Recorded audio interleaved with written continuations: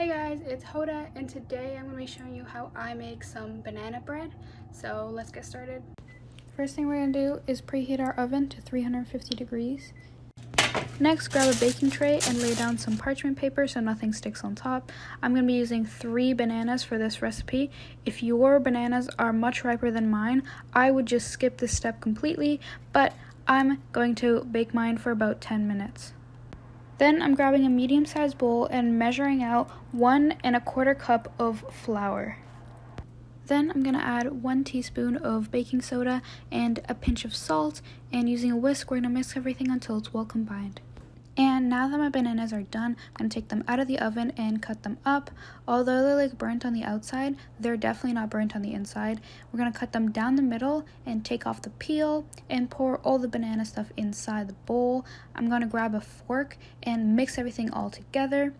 Don't be scared to leave in a few chunks because that's totally fine. I'm going to grab 1 final bowl with a 1/2 cup of softened butter, and I'm also going to add 1/2 cup of brown sugar. If you're using white sugar, add 2/3 cup instead. Since brown sugar is a little bit more sweeter than white sugar, I'm going to put less of it. So using a hand mixer, I'm going to mix everything until it's nice and smooth.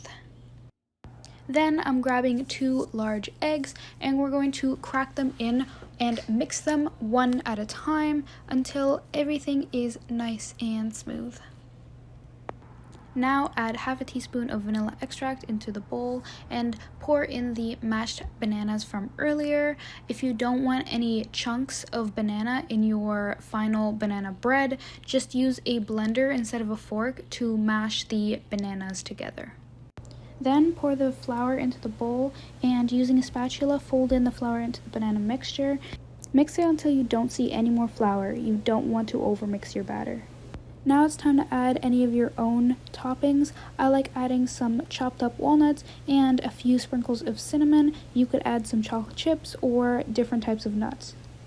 Finally, grab a loaf pan and line it with some wax paper, then pour in your batter and smooth it out. Then put it into the oven at 350 degrees for 55 minutes. Okay, so I took the banana bread out of the oven and waited about 10 minutes or so for it to cool. Slice it up, and here is what the final product looks like. I hope you guys try this out, and I'll see you guys next week.